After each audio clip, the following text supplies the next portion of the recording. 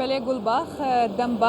دەم باش بینەرێن هێژایان کوردستان 24 لە هەر جەهێکی هون لێبن ڕۆژە سیان لەسەر ڤەکردنا پێشانگەها هایتێکس یا تایبەت بوارەی تەکنۆلۆژیا دەرباس دەبە ئەم دکارن بێژن کۆسبە چاڵاکیە نوێ پێشانگەهەیە بداویتن لە هینا جۆش و خۆشەکە گەلەکە مەزن لە ناوە سەقەیە پێشانگەهەیە تێدیتن گەنجên کوردان بە کەلەجانەکە مەزن بخۆدان بیرۆکەین پڕ مەزن و بەقیمەت لەبەر بەشدارن هەروها بلاژبیر نەکەنجی خۆی سەرۆکەی حکوومەتە هەرێما کوردستانê بەڕێز مسرور بارزانی سەردان ئەvê پێشانگەهەیە کرد ئەv گەنجên کورد ئەv قورتên Kurda yên bi şiyan û xwedan bîrokeya ji nêzik vedîtin û herwiha destxweşî li kar û xebata wan a di derbarê cîhana dîjîtal û herwiha teknolojiyayê zekir em jî li birin em berdewam in Soya Vekiriya Kurdistan 24 berdewam e diveguhêstina çalakiyên vê pêşangehê li wan ha mêvanekî min heye kompaniyayeke helbet derbarê karê dîjîtalî û cîhana teknolojiyayê kar dike berêz Ehmed Kamil rêveberê beşê peywendiyan li kompaniya Iraqi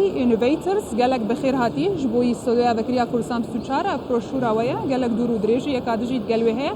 bes ez xwazim tu kurdî behsa kompaniya xwe bike wekû rêveberê beşê peywendiyan tu çawa kompaniya xwe dide naskirin زۆر سپاس دەکەم خاطر ڕۆژە بۆ میوانداریەکەت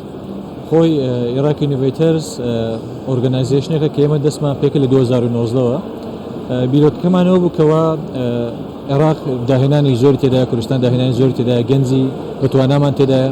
بەڵام بەداخەوە بەهۆی وێنەکەی وڵاتەکە کە وێنەیەکی سەلبیە لە جیهاندا ئەوە احتیمامی لەلایەن کۆمپانیا جیهانیەکانەوە پێ نادرێتنەوە ئەم گەنجانە ئیهمال کران لەلایەن کۆمپانیا گەورەکانەوە فبۆ ئەمە یەکەم کارمانەوە بکەوە دەستمان بە بلۆگێک کرد وەکو نووسراوێک لە ئۆنلاین وبسایتێکمان هەبوو وتوانیمانەوە وبسایتەوە لێ بکەین کەوتە گەورەترین وبسایت لە بۆ تەکنۆلۆژیا و ستارتەپ لە عێراق و ریسۆرس بۆ ئەم گەنجانە دابنین چۆنی بزنسی خۆیان دابنین چ دەگوزارێ لە عێراق چۆن تەکنۆلۆژیا بەکاردێتن و هەروات داهێنانێک هەیە لەلایەن گەنجانەوە و بۆ ئەمەش توانیمان کەوە چەند کۆمپانیایەکی جیهانی بۆ عێراق ڕابکێشین ژناڤان کۆمپانیا یەک بناوێ مێتا کۆبەریان ها ناوێ فەیسبوک بوو یەک لەمانە کۆمپانیا تەکنۆلۆژیە و چاوەکە بێ کۆنتێنتا دروست بکەن خۆی مێرەتا کە پێشتر ناوی فەیسبوک بووە زیاتر دەویست بێتە بەناو بازاری عێراقیەوە بەڵام هیچ ریسۆرسێک کەوا زانیاریەکی نەبوو لەم بوارەدا بەهۆی بلۆگەکەی ئێمەوە بەهۆی وەبسایتەکەی ئێمەوە ئیمامی زیاتریان بۆ دروست بوو و دەیانوێت ئێستا کەوا لایەنی دیجیتال میدیا لە عێراق بەرەو پێش بن و لە بۆ ئەمەش پارتنەرشیپێکە یان لەگەڵ ئێمە کردووە کەوا ترینینگ بە 30 گەنجی عێراقی بدرێتن لەسەر ترینینگی دیجیتال میدیای خۆیانەوە کەوا بە کوالیتی خۆیان ئەم گەنجانە بەرەو پێش بچن و بتوانێت کەوا دیجیتال میدیا بەکاربێنن بەشێک ji karێەوە مارکتینگا دیجیتالیە tu çawa marketinga دیجیتالیش خەلکێرا شیرۆڤە دەکەین خۆی ئێمە زیاتر ئەم ترینینگانەی کەوا دەیکەین بۆ ئەوەی کە دیجیتال میدیای عێراق بەرەو پێش بین بەهۆی بەڕاستی دیجیتال میدیا لایەن عێراقیەکانەوە بەڕاستی ئیهمال کراوە سزار لایەن کۆنتێنتەوە جا لایەن بەکارهێنانەوە خۆی دیجیتال میدیا هەموو بوارێک دەگرێتەوە کە بتوانیت مارکتینگی تێدا بکەیت لەلایەن ئینتەرنێتەوە لەلایەن فەیسبوک بە دیجیتال میدیا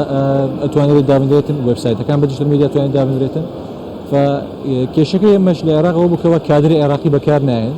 زیاتر ئەوکەوە لە دەروی وڵاتەوە پرۆفشناڵەکان دێن بۆ عێراق بۆی بەکاربێتن بەڵام ئێمە ئەم بە هۆڵەکانی خۆمان دەمانەوێت کادری عێراقی بەرەو پێش ببین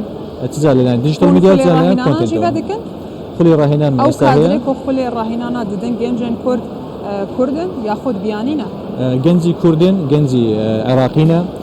خۆی ترینینگەکەمان ئۆنلاین دەبێتن هەموو کەسێک دەتوانێت بەشداری بکاتن پار پرۆگرامێکمان هەبوو بۆ دیجیتال کۆپی رایتینگ کەوا نووسینە لە ڕێگەی ئۆنلاینەوە بۆ دیجیتال میدیا کە توانیمان 15 گەنج لە عێراق لە کوردستان ترینینگ پێ بکەین و هەر 15یان توانێت کار لە عێراق بدۆزنەوە لە دەرەوەی عێراق باشە ئەو گەنجێن کەوا ڕاهێنان دانوانە چ مفاژ وان ڕاهێنانان دیتنە کارینە لە کۆمپانیایان مەزنێن زەبەلەح کار بکەن چل کوردستانێ بەیانش دەربی کوردستانێ توانیان لە کۆمپانی ناوەخۆ کار بکەن هەوە توانیە لە کۆمپانیا لە لەندەن لە یوکەی کار بکەن کە بەهۆیەوە ئەم ترینینگان ئێمە دەکەین ئۆنلاینن دەتوانن کار بە ئۆنلاین بکەن واتە شەرنیە تەنها ناو عێراق کار بکەن دەتوان لە هەر شوێنێک لە جیهان بم شەهادانێکی ئێمە دەیانێن توان کار بکەن گەلێک سپاس بەڕێز ئەحمەد کامل ڕێبەبەرێ بەشی پەیوەندیان لە کۆمپانیا Iraqi Innovators میوانین بوو گەلێک سپاس بوویتە بەلێ گوڵباخ دەدیتە ناو زانیاریان هەرین و بوو دەربارەی پێشانگەها هایتێکس بۆ جارەکە دەنجێن بەرگەرن جەموە کەرم بکەن باشا و کارم ڕەشە بارزان لە ستودیۆی کراوەی کوردستان 24 لە پێشانگای نێودەوڵەتی هایتێکسەوە لە هەولێر سپاس ڕەشە